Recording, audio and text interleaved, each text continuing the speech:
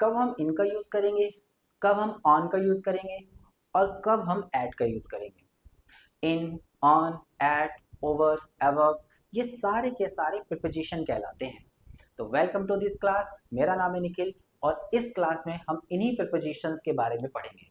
और इस क्लास के बाद आपको हार्डली ऐसा होगा कि आप इन सभी प्रिपोजिशन का यूज नहीं कर पा रहे होंगे। बहुत ही आसानी से कम शब्दों में सटीक पढ़ना स्टार्ट करेंगे।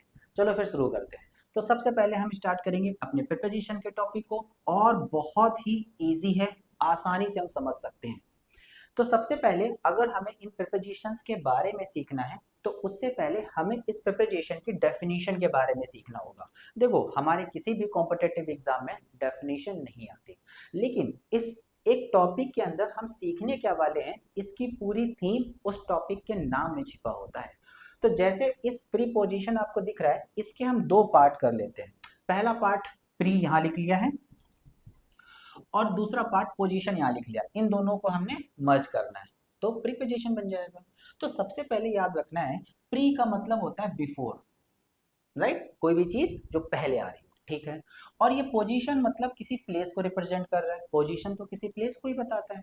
तो बन गई डेफिनेशन, कोई भी एक ऐसा वर्ड जो किसी पोजीशन या प्लेस को रिमेनिंग पार्ट ऑफ सेंटेंस से जोड़े, उसको हम प्रीपोजिशन बोलते हैं। या फिर हम इसको ऐसे कह सकते हैं, कोई एक ऐसा वर्ड जो किसी पोजीशन या प्लेस से पहले आए, उसको हम प्रीपोजिशन बोलते हैं। और ये प्रीपोजिशन एक तरीके से लिंक करने का काम करते हैं। अब आप यहाँ देखो, आप लोगों ने ब्रिजेस देखे, राइट, सबने देखे हैं। तो यहाँ पर भी रोड है, यहाँ पे भी रोड है, और ये आराम से बढ़िया ट्रेवल करते करते चल रहे थे। लेकिन अभी क्या हुआ, बीच में भाई रिवर आ गई। अब रिवर में तो फ्लो हो रहा है वाटर, तो रिवर बना लेते हैं, है ना। ये भाई काले रंग की रिवर तो बहुत ही खड़बड़ हो गई, ब्लू कलर की रिवर बनाएंगे अपन, है ना। बहता हुआ पानी ऐसे ही बहता है, ओके। अब तुम ध्यान से देखो, अगर मुझे उधर से इधर आना है तो उसके लिए हम किसी ब्रिज को ऊपर होके जाते हैं। इसी ब्रिज को प्यारे बच्चों हम लोग बोलते हैं प्रीपोजिशन। क्या बोलते हैं, प्रीपोजिशन। यानी कि अगर मैं कहूं ये कुछ और नहीं बल्कि लिंक करने का काम कर रहा है, हाँ, इसी लिंक करने के काम को ही हम इंग्लिश में ब्रिज बोलते हैं। और इन्हीं लिंक और ब्रिज को प्रीपोजिशन बोलते हैं, और इसके बारे में ही सीखेंगे। किसी टाइम को बताने के लिए भी प्यारे बच्चों हम प्रीपोजिशन का यूज करते हैं, कि कोई भी जो काम हो रहा है वो कितने टाइम पे हो रहा है, इसके लिए। साथ ही साथ कोई प्लेस को रिप्रेजेंट करने के लिए भी हम क्या करते हैं, प्रीपोजिशन का ही यूज करेंगे। और अगर हमें बताना हो कि कहाँ, मूवमेंट को बताने वाला है, कहाँ जा रहे हो, ये बताने के लिए भी हम प्रीपोजिशन का ही यूज करेंगे। तो मैंने फटाक से एक यहाँ पे कटआउट बना लिया है। प्रीपोजिशन क्या हुआ, मतलब वो चीज जो किसी पोजीशन को रिलेट करते हुए बताए, वो चीज प्रीपोजिशन कहलाती है, राइट। और बहुत सारे प्रीपोजिशंस होते हैं, हम स्टार्ट करते हैं अपनी क्लास में, एक एक करके हम उनको पढ़ेंगे। और देखना, after ending of this class you will get everything. Start करें। तो सबसे पहले आता है प्रीपोजिशन ऑफ टाइम, यानी कि जो टाइम को बताने वाले वर्ड हो उनको हम क्या कहेंगे, प्रीपोजिशन ऑफ टाइम। और अगर तो आप ध्यान से देखो, मैंने एक फनल जैसा बना लिया है, यहाँ पर इन, यहाँ पर ऑन और यहाँ पर एट दिख रहा है। और अगर आप इसको ध्यान से देखोगे तो इन का एरिया ज्यादा है, ऑन थोड़ा कम हो गया और एट तो बिल्कुल ही कम हो गया। तो इसका मतलब है इन को हम बहुत ज्यादा जगह यूज कर सकते हैं, ऑन को हम थोड़ा कम जगह यूज कर सकते हैं, और एट तो बिल्कुल स्पेसिफिक चीजों के साथ आता है और उसी जगह पे हम उसको यूज कर सकते हैं। अगर आप ध्यान से देखो, इनको प्यारे बच्चों हम जनरल वे में यूज कर सकते हैं या वाइडर वे में। कैसे, कभी भी आपको कहीं किसी मंथ्स का नेम दिख जाए, जनवरी, फरवरी, मार्च, अप्रैल, ये मंथ्स के नेम हैं, इनके साथ हम इन प्रीपोजिशन लगाते हैं। कहीं कोई ईयर दिख जाए, 1990, 2047, 2026, ये सब ईयर हैं, ईयर से पहले हम लोग इन प्रीपोजिशन यूज करते हैं। कभी भी कोई सीजन का नेम आ जाए, बहुत सारे सीजन इंडिया में होते हैं, बेसिकली 5 हो गए, जैसे कि विंटर सीजन, रैनी या monsoon season, summer season, autumn season और स्प्रिंग सीजन। कहीं भी सीजन का नाम दिखेगा उससे पहले आपको इन प्रीपोजिशन लगाना है। So for example I have written summer. Summer क्या है, एक सर सीजन का नेम है, और अगर ये सीजन का नेम हो गया तो इसके पहले हम लोग इन प्रीपोजिशन का यूज करेंगे। 1990, 1990 क्या है, एक ईयर है, तो ईयर से पहले भी हम इन प्रीपोजिशन का यूज करेंगे। एंड द मॉर्निंग, ये टाइम ऑफ अ डे है, टाइम ऑफ अ डे क्या होता है, जैसे कि मॉर्निंग, आफ्टरनून, इवनिंग, नाइट, ऐसे बात होती है। तो जनरली मॉर्निंग, आफ्टरनून और इवनिंग के साथ हम हमेशा ही इन प्रपोजिशन का यूज करते हैं। This is nothing but is a time of a day, right. अब आ जाते हैं ऑन प्रपोजिशन पे। यहाँ पर प्यारे बच्चे कोई स्पेसिफिक डे की बात होगी, हर डेट स्पेशल होती है। When was Mahatma Gandhi birth date, special है। What is your birth date, special है। When India got independent, special date है। तो जब भी कोई स्पेशल डेट होती है उसके साथ हम लोग ऑन प्रपोजिशन का यूज करते हैं। आप ध्यान से देखो, कोई डे आ जाए अगर, संडे, मंडे, ट्यूसडे, वेंसडे, बहुत सारे डेज है, राइट। कोई भी डे से पहले हम इन प्रपोजिशन का यूज करेंगे। नेक्स्ट डेट आ जाए, कोई भी डेट लिख सकते हैं, 1947 वाली डेट लिख सकते हैं, 15 अगस्त 1947, 26 जनवरी 1950 को क्या हुआ था, ऐसे बहुत सारी डेट है। आपकी बर्थ डेट हो सकती है। कोई हॉलीडे आ जाए, दिवाली, क्रिसमस, रक्षाबंधन, होली, है ना, न्यू ईयर, ये सब हॉलीडेज हैं। तो इनके साथ भी हम ऑन प्रपोजिशन लगाते हैं। For example I have written on 14 July 2002, तो ये अपने आप में एक स्पेसिफिक डेट है। हाँ, स्पेसिफिक डेट से पहले हमने ऑन प्रपोजिशन का यूज किया है, right. Next we have written my birthday, एक स्पेशल दिन है और स्पेशल दिन से पहले ऑन प्रपोजिशन लगाते हैं। मंडे एक नेम ऑफ डे है, राइट, डेज के नेम है, तो उससे पहले हम ऑन लगाएंगे। डन। और अगर कभी ऐसा हो कि बिल्कुल एग्जैक्ट पॉइंट की बात करें, फिक्स पॉइंट की बात करें, ऐसी सिचुएशन में हम एट का यूज करते हैं, राइट। कैसे, क्लॉक टाइम आ जाए, है ना, कि 4 बजे मिलेंगे, 7 बजे मिलेंगे, 10 बजे क्लास होगी, रात के 12 बजे मिलेंगे, सो ऑन थिंग्स। उसके साथ जैसे मैंने लिख दिया एट 7 PM, है ना, बिल्कुल 7 बजे। हालांकि टाइम के साथ हम एट का भी यूज करते हैं, बाय का भी यूज करते हैं, और साथ ही साथ हम कुछ अलग अलग प्रपोजिशन का भी यूज कर सकते हैं और उसका मतलब भी अलग होता है, ठीक है।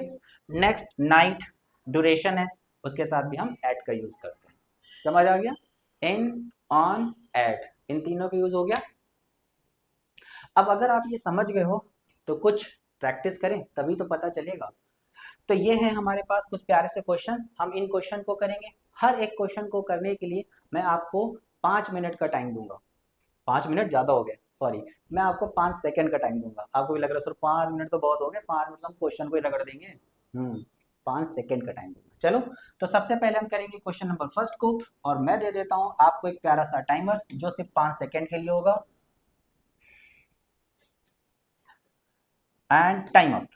ओहो, राइट, 5 सेकंड अप हुए। देखो क्या लिखा था, रमेश वॉज बॉर्न डैश 1990। तो आपको याद आना चाहिए 1990 तो सर अपने आप में एक ईयर है। हाँ, तो ईयर से पहले हम क्या लगाते हैं, कोई भी ईयर आ जाए, कैसा भी आ जाए, इन प्रपोजिशन लगाएंगे। रमेश वॉज बॉर्न इन 1990, यहाँ ध्यान से देखो, इन प्रपोजिशन, कोई भी ईयर आ जाए, इजी। आगे बढ़े, नेक्स्ट देखो, अगर मैंने सेकंड वाला लिखा है, चलो अब जरा सेकंड वाला बोलो, फिर से टाइमर लगा देते हैं। ये रहा टाइमर, तो and time up। look, I will meet him dash Saturday। Saturday कुछ और नहीं बल्कि नेम ऑफ अ डे है। हाँ, और अगर आपको कहीं भी नेम ऑफ अ डे दिख जाए, उससे पहले क्या लगाना है सर, ऑन प्रीपोजिशन लगाना है। A option will be correct answer, easy. चलो क्वेश्चन नंबर थर्ड करते हैं, और मैं आपको फिर से टाइमर दे देता हूँ, अगेन 5 सेकेंड का।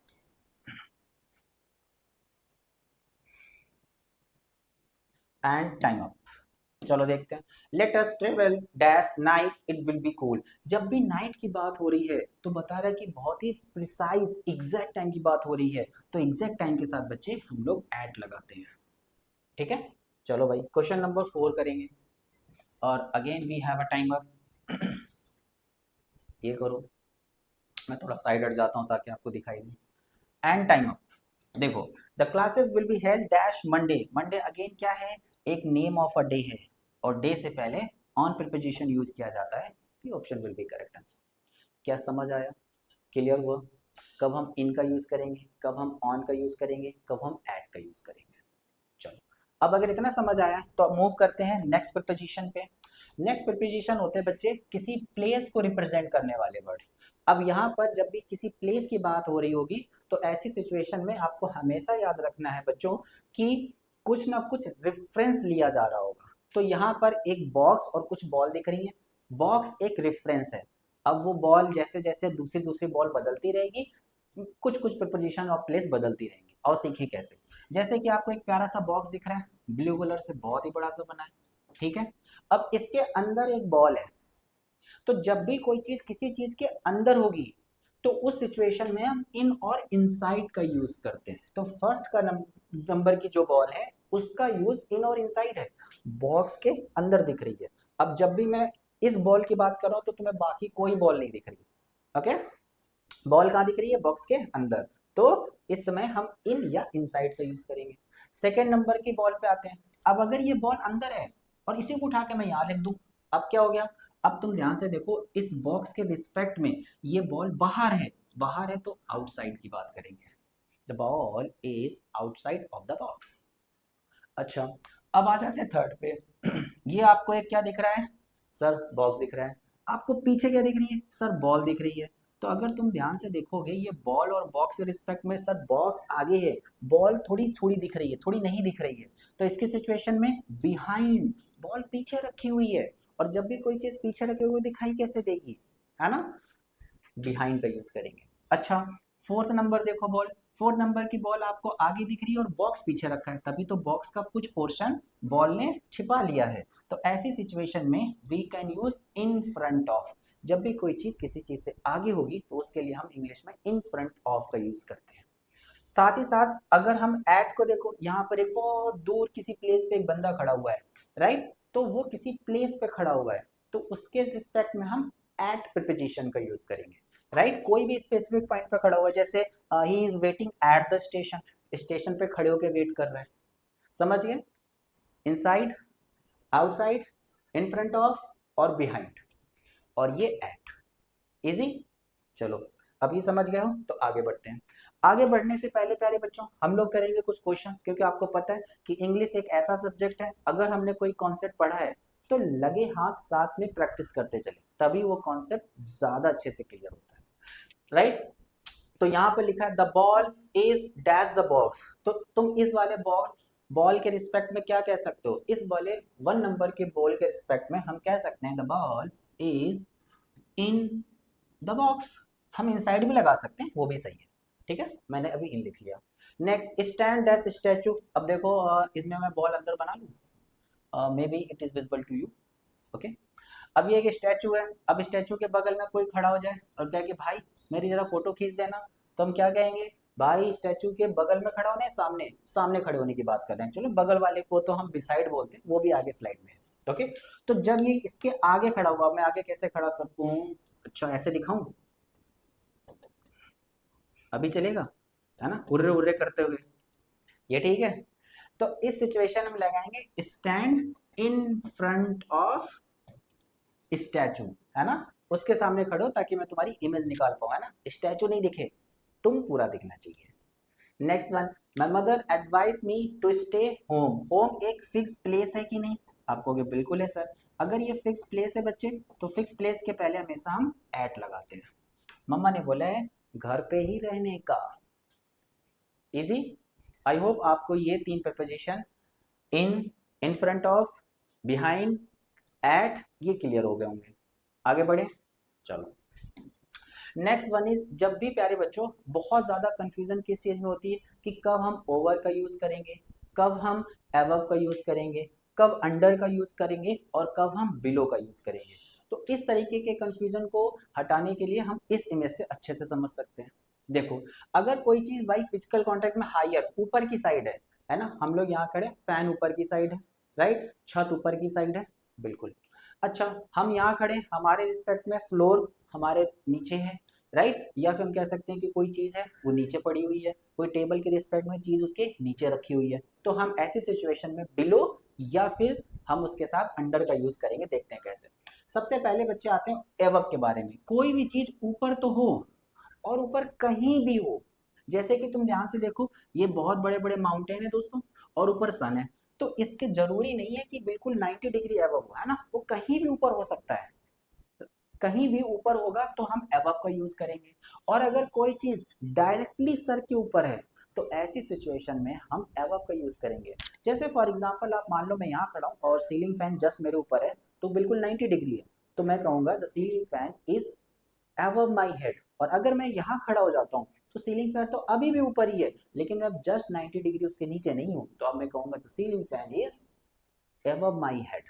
above मतलब कहीं भी ऊपर हो सकता है, ओवर का मतलब 90 डिग्री ऊपर होना चाहिए। देखो यहाँ पर एक बंदा सो रहा है और इसके ऊपर ब्लैंकेट है ना, पूरा ढक लिया है, और जब ब्लैंकेट ने उसको पूरा ढक लिया है तो ब्लैंकेट और उस इंसान के बीच में 90 डिग्री का एंगल बन गया, है ना। उस वक्त अब ये मान लो तुम हो और इसके ऊपर मैं ऐसे ब्लैंकेट रख दूं तो 90 डिग्री बन रहा है, तो ऐसे समझ लो। या फिर कोई चीज उसको कवर कर लो, पूरा कवर करती हो, तो भी हम उसके साथ ओवर का यूज करते हैं।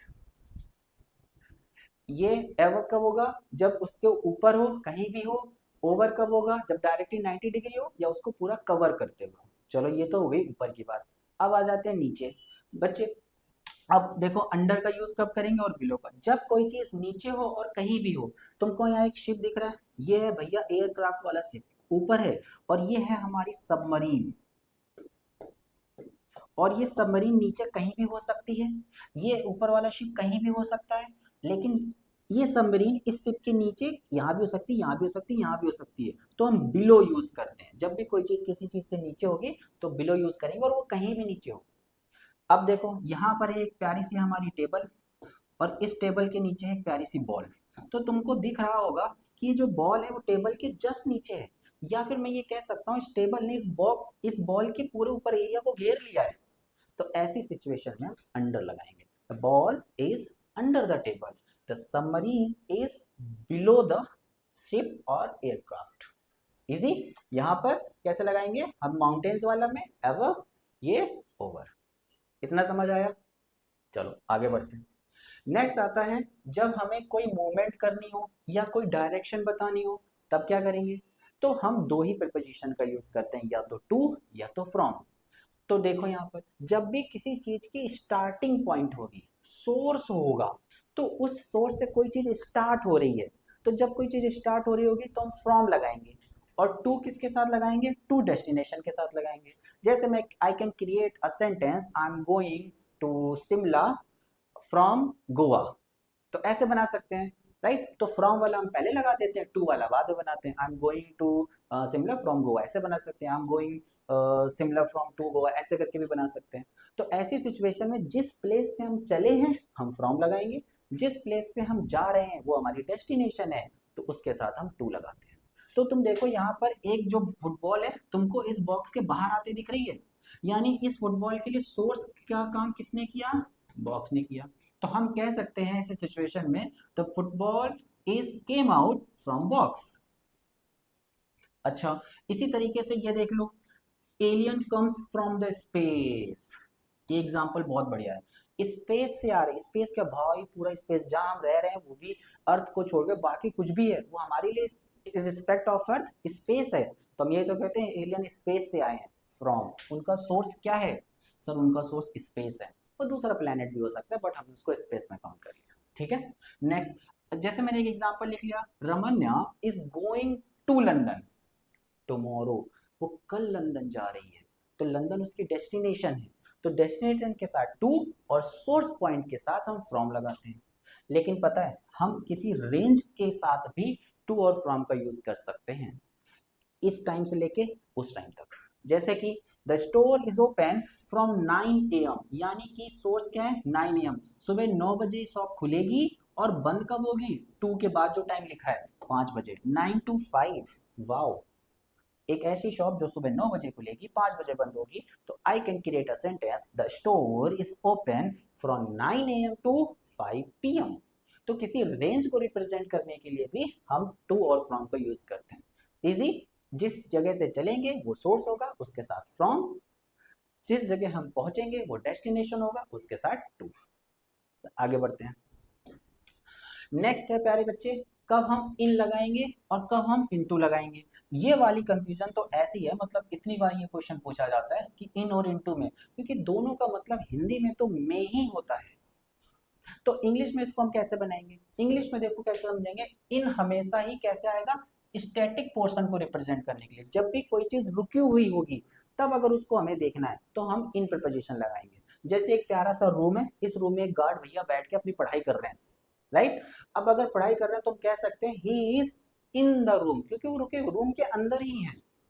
लेकिन अगर कोई बाहर से भागते भागते अंदर आए, उसका मीडियम चेंज हो जाए, तो फिर हम इंटू लगाएंगे। तुम देख रहे हो इस एरो को, देख रहे हो कैसे दीवार को फाड़ते हुए बाहर आ गया है, चीरते हुए आ गया है, इनटू द वॉल। इसको इन वॉल नहीं बोल सकते, इसको इनटू द वॉल बोलेंगे, क्योंकि फाड़ते हुए आया है। ये देखो यहाँ पर फायर है, आग जल रही है, और मैंने एक लेटर फेंक दिया भाई इसमें, राइट, इनटू द फायर, क्योंकि जब भी ये लेटर जाएगा उड़ते हुए आग के अंदर चला जाएगा। तो जब कोई चीज किसी चीज को पूरी तरीके से घेर लेती है, तब भी हम उसके साथ इनटू लगा लेते हैं, इंगल्फ करना बोलते हैं इसको हम लोग, ठीक है।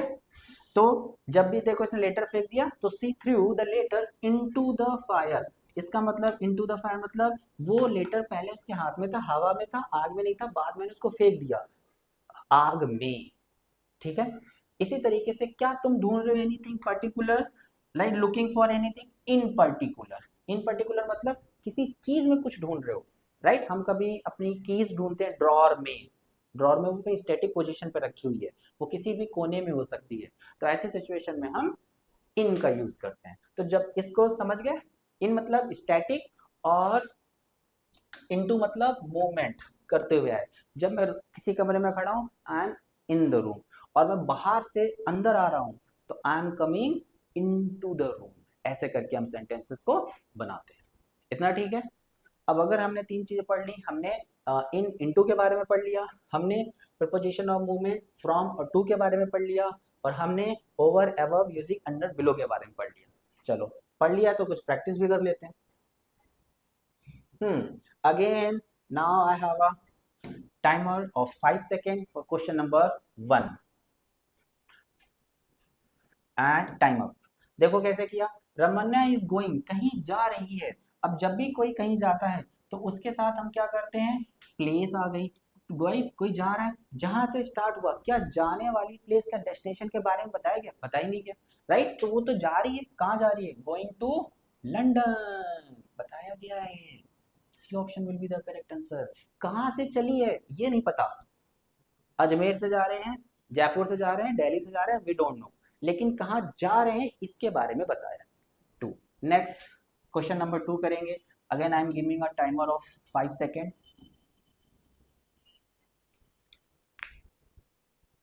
Okay, now time up, let's see. C through the letter, तो ये थ्रो की सेकेंड फॉर्म है, V2। The letter dash the fire, उसने आग, लेटर में आग नहीं लगी थी, उसने बाद में लेटर फेंक दिया तो उसमें आग लग गई, है ना, तो वो उसके हाथ में था, इनटू मूवमेंट वाला सवाल है ये। चलो क्वेश्चन नंबर 3 करेंगे। Again I am giving you a timer, और टाइम हुआ अब। अब लिख दिया मैंने, मे आई कम इन, तो यहाँ पर in, B option will be the in, मतलब इनसाइड आने की बात कर रहा है। लेकिन अगर तुम ध्यान से देखोगे तो एक्चुअल में ये एडवर्ब वाला क्वेश्चन होता है, यहाँ पर इन एडवर्ब की तरह काम कर रहा है। पार्ट्स ऑफ स्पीच में हमने सीखा था कि एक वर्ड कोई भी पार्ट्स ऑफ स्पीच हो सकता है, वो प्रोनाउन की तरह भी काम कर सकता है, वो एडजेक्टिव की तरह भी काम कर सकता है, डिपेंड करता है उस वर्ड का यूज कैसे किया जा रहा है। जैसे उसका यूज बदल जाएगा, उसका पार्ट्स ऑफ स्पीच बदल जाएगा, ठीक है। चलो आगे बढ़ते हैं। नाउ देखो, बहुत बार एक ही कंफ्यूजन रहती है कि सर हमें समझ ही नहीं आ रहा कब हम बिसाइड लगाएं, कब हम बिसाइड्स लगा दें। तो ऐसी सिचुएशन में आज हम इसको कवर कर रहे हैं, देखना ये, इसके बाद ना बिल्कुल आसानी से हो जाएगा। सबसे पहले देखो बिसाइड, बिसाइड का मतलब होता है नेक्स्ट टू या एडजेसेंट, मतलब बगल वाला, हिंदी में क्या बोलते हैं, बगल वाला। तो हमारे पड़ोसी होते हैं, पड़ोसी को तो हम बोलते हैं ना, हमारे बगल में रहता है, उसी को पड़ोसी बोलते हैं, राइट। तो इसको हिंदी में बोलते हैं बगल वाला, या बगल में भी लिख सकते हैं। डन। तो तुम ध्यान से देखो, एक पर्सन बैठा है और उसी के बगल में एक और, ये मेल है ये फीमेल है, कैसे पता, वो हमने बालों से देख लिया, राइट। तो ये इसके बगल में, या फिर कह सकते हो इसके बगल में ये बैठा है। तो जब भी कोई चीज उसके रिस्पेक्ट में नेक्स्ट टू बैठी होगा, तो उसके लिए हम बिसाइड का यूज करते हैं, राइट। कैसे, प्लीज सिट बिसाइड मी, मतलब मेरे बगल में बैठ जाओ, बिसाइड मी। और याद कैसे रखोगे, देखो इस वर्ड में साइड लिखा है ना, साइड में, तो हम लोग कैसे बोलते हैं, साइड में। पुलिस वाले अंकल कैसे बोलते हैं, गाड़ी को साइड में लगाओ, ऐसे बोलते हैं। तो साइड में, तो बिसाइड में साइड लिखा है तो तुम समझ जाना साइड मतलब बगल में। अच्छा, बिसाइड्स देखो, इसका मतलब होता है अपार्ट फ्रॉम, क्या होता है इसका मतलब, अपार्ट फ्रॉम या इन एडिशन टू को हम बोलते हैं सरप्लस। सरप्लस मतलब कोई चीज जब एडिक्वेट अमाउंट से ज्यादा हो जाती है तो हम उसको सरप्लस बोलते हैं। अपार्ट फ्रॉम बोल सकते हैं, दोनों एक ही से हैं, सिनोनिम कह सकते हैं। अब बिसाइड्स का कब लगाओगे, देखो इसमें एक एस एक्स्ट्रा है ना, तो इस S stands for surplus. Beside में साइड दिख रहा है और इसमें भी बिसाइड है, बस इसमें एक एस एक्स्ट्रा है, जिसमें एस एक्स्ट्रा है उसका मतलब ही पूरा हो गया sir extra, apart from.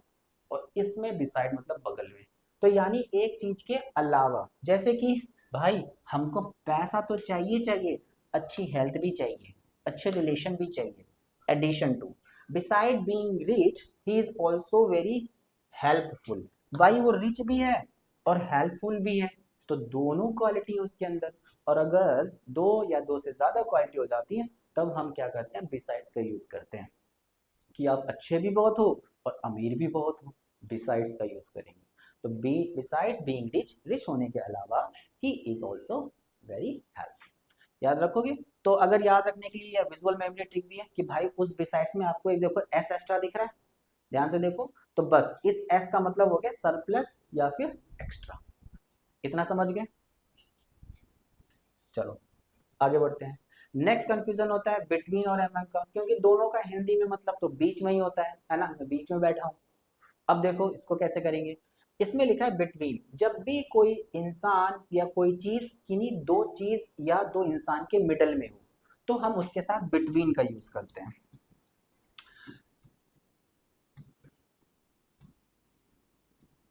Middle of to, to के बाद हम पर्सन या समथिंग कोई ऑब्जेक्ट भी लिख सकते हैं। तो तुम इसको ध्यान से देखो, ये अपने आप में कोई एक पर्सन एक इंसान है, ये अपने आप में कोई पर्सन एक इंसान है, तो दो लोग हो गए और दो के ये बीच में है। अगर दो के बीच में दिख रहा है तो इसका मतलब है हम बिटवीन का यूज करेंगे। एग्जैक्टली दो ही होने चाहिए, क्या एक से काम नहीं चलेगा, एक के तो बीच में कोई हो ही नहीं सकता, एक के तो बगल में होगा। और उसके लिए अभी थोड़ी देर पहले हमने प्रीपोजिशन सीखा है कि बगल में है उसको तो हम बिसाइड लगा के बनाते हैं, दो के बीच में है तो हम बिटवीन लगाएंगे, राइट। अच्छा, अगर दो से ज्यादा हो जाए तो, दो से ज्यादा हो जाएगा तो हम अमंग का यूज करेंगे। इसका मतलब हो गया middle of more than two. जब भी दो से ज्यादा हो जाएंगे, जैसे देखो एक दो तीन चार, there are four person and also there are many more than four person also possible. और ये वाला जो इंसान है भाई, ये क्या है, ये इनके इनके इनके इनके बीच में खड़ा है, वो दो लोगों के बीच में खड़ा है बिटवीन, ये दो से ज्यादा लोगों के बीच में खड़ा है, अमंग का यूज करेंगे। जब भी कोई चीज दो लोगों के बीच में होगी बिटवीन, दो से ज्यादा लोगों के बीच में होगी, अमंग का यूज करते हैं, राइट। देखो मैंने एक प्यारा सा सेंटेंस लिखा है, he is sitting dash Gaurav and Sneha, क्या आएगा। तो आप कहोगे सर ये तो बहुत आसान है, देखो यहाँ पर क्या लिखा है, गौरव, गौरव अपने आप में एक इंसान है, हाँ। स्नेहा, स्नेहा अपने आप में एक इंसान है, हाँ। तो दो के बीच में कोई बैठा है और दो के बीच में कोई होता है तो उसके लिए हम क्या लगाते हैं सर, उसके लिए हम बिटवीन का यूज करते हैं। और अगर दो से ज्यादा हो जाए तो उसके लिए हम अमंग का यूज करेंगे।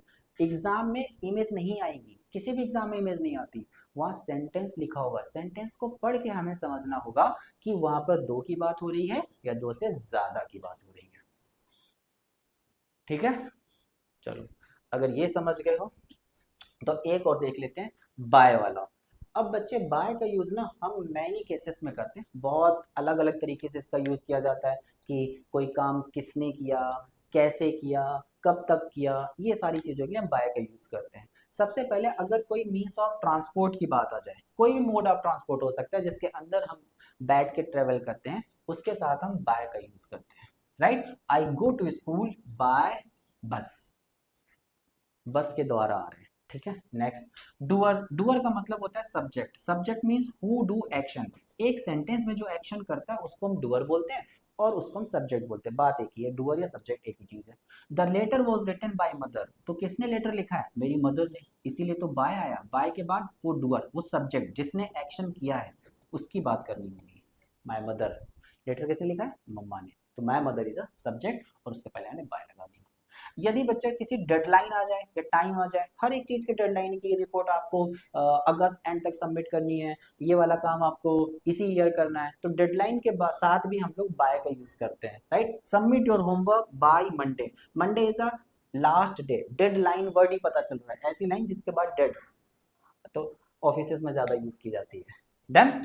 तो ये थे हमने कुछ प्रिपोजिशन सीखे हैं, जैसे कि in, on, over, ever, at, by. ये सारे प्रिपोजिशन बहुत इंपॉर्टेंट होते हैं, इनको आपको सीखना है अच्छे से और अपनी प्रैक्टिस भी करते रहना है। जब तक आप प्रैक्टिस नहीं करेंगे तब तक आपको पूरा 100% क्लियर हो ऐसा कभी नहीं हो सकता। I have taken this class, you have also taken this class, now अब आपकी प्रैक्टिस की बारी। ठीक है, तो आज की क्लास में रखेंगे इतना ही, मिलेंगे नेक्स्ट क्लास में। Not till then, bye, tata and God bless you all. Bye.